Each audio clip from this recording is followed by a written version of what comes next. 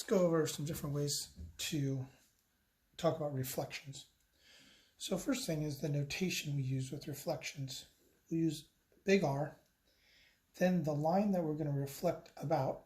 In this case, let's reflect across line x equals 3, and then our point. Point P will be our pre-image, and that results in P prime. So P is going to have the coordinates 4, -3. So let's plot that point.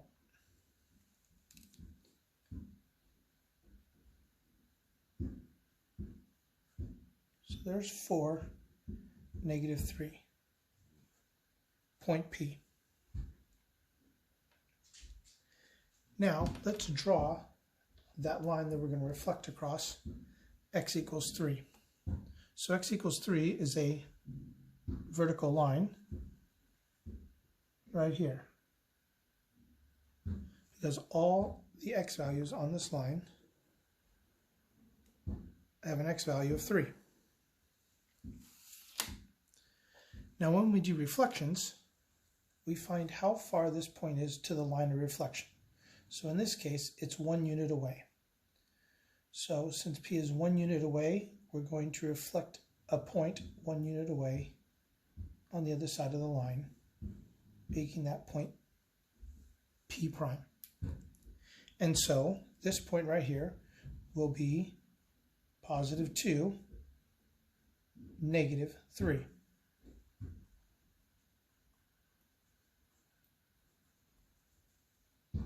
Because we're keeping them the same distance away from this line, creating that reflection. Another way to think about a reflection is if we fold our paper along that red horizontal line, these points will match up. Let's try another one. Let's try the point -6, 5. And we'll call that point Q.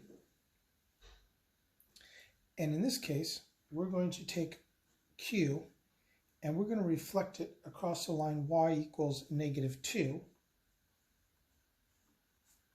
which will give us Q prime. So if I plot the point -6, 5,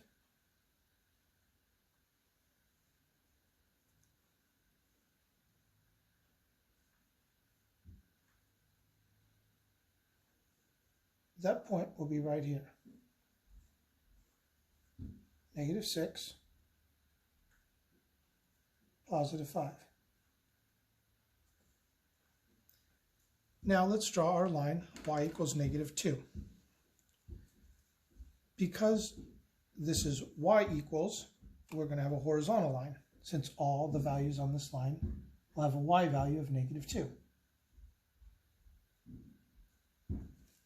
And so this line will be our line of reflection. Q is now going to be 7 units away because it's 5 units to the x-axis plus 2 more units. So since Q is 7 units away to our line of reflection, Q prime will be 7 units away in the opposite direction.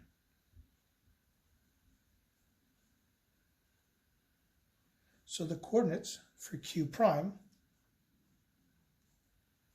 will have the same x value in this case, but now -7,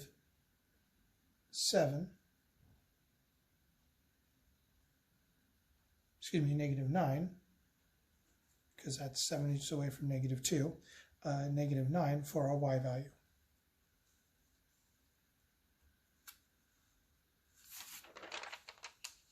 How about if we're asked to reflect across the x or the y-axis? So now our y-axis would be our vertical line, or our x-axis would be our horizontal line, much like what we did before. In this case, though, we're going to reflect an entire segment.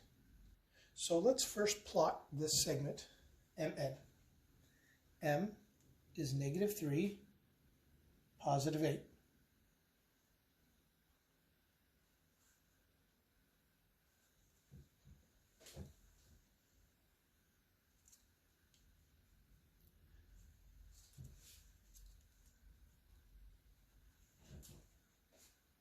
N is negative 1, comma 2. And so there's our segment MN.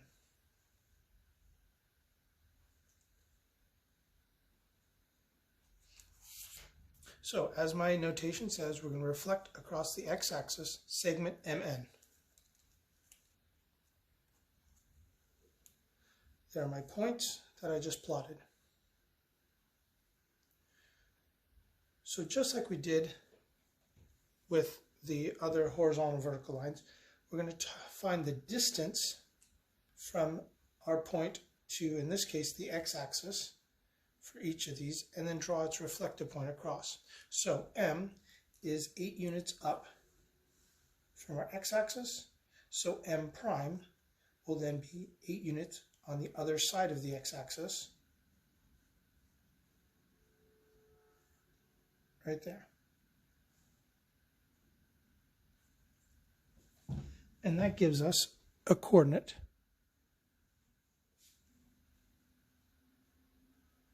for M prime of negative 3, negative 8, because it's the same x value.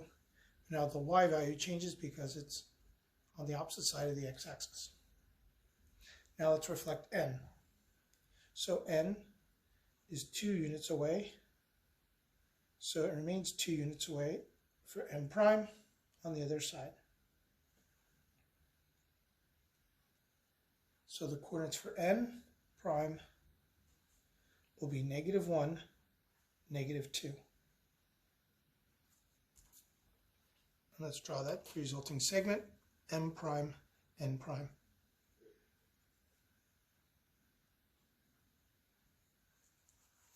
And once again, if we fold our paper along that x-axis, those points will match up.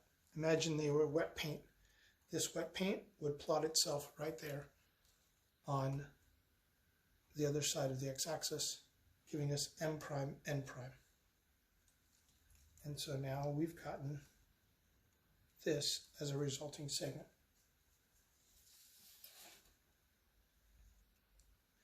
The final example I want to show you is what matches up with number 23 in our book, where we're reflecting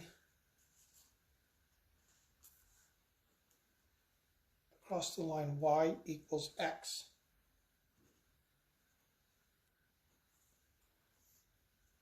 Now for any of these, we can reflect points, segments, objects such as triangles, squares, rectangles. And when we reflect an object that's more complicated than just a point, like we did with the segment, you can reflect each point, each critical point, each vertex of the object first, and then once you reflect each of those points, you can connect the resulting figure, your image, if you will, and get your reflected image in the end. That's usually more helpful than just trying to redraw it freehand. So let's start with the points A at 5, 1 and B 3, negative 2. And so I'll plot those points. A is at 5, 1.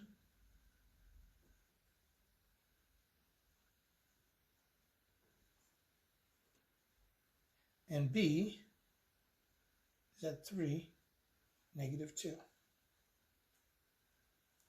And we can draw that segment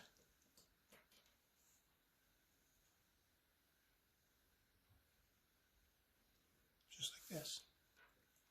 Now the importance of this line y equals x comes when we look at things called inverses in algebra. So let's go ahead and draw that line y equals x. And if you remember back to graphing lines, the line y equals x has a y-intercept of 0 and a slope of 1, which means it's going to go through 1, 1, 2, 2, 3, 3, negative 1, negative 1, negative 2, negative 2. Because another way to think about it, the y's equal the x's. So let's go ahead and graph that line so we can see the line we're going to reflect this segment across.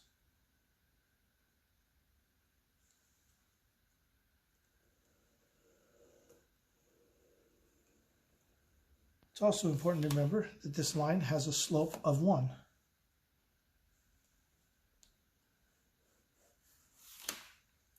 So we can do like we did with the previous examples, where we find the distance between our point and our line, and then draw the resulting point on the other side. But because this is at a diagonal, it's much tougher to do this. So instead, let's just use that idea that y equals x. So if y equals x, then a prime means we just make our x equal y and our y equals x. And so our x and our y switch. The 5, which is our x, becomes our y, and the 1, which was our y, becomes our x. And so now let's plot that point. 1, 5.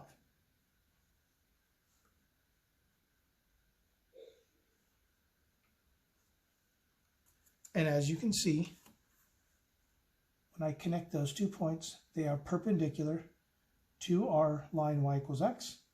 If I were to find the slope of that line, 5 minus 1 over 1 minus 5, the slope of that line is negative 1, which forms a perpendicular line with a line whose slope is positive 1.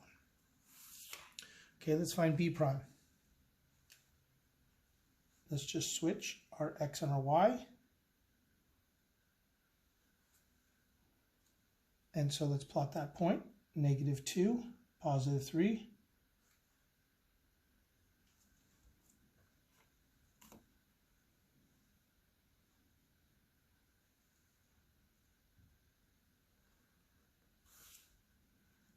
And there's our resulting segment, A prime, B prime. And B is also perpendicular, along with B prime and B together are perpendicular to our line y equals x, because they also have a slope of negative 1. If we were just looking at these points in a table, we could just switch the x and the y and give us the coordinates or show that they are in fact inverses. And if I were to fold the paper along this red line, those 2 line segments would match up. We may even be asked to reflect across the line y equals negative x. And if that's the case, instead of just simply switching the x and the y, you will switch them, but then now your y becomes the opposite of x. So my y value, which would now go from positive 5 here, this will become a negative 5 because I'm going to do the opposite of my x value. So my y value now becomes the opposite of my x value. And vice versa, the x value becomes the opposite of the y value because we can flip the negative sign for you.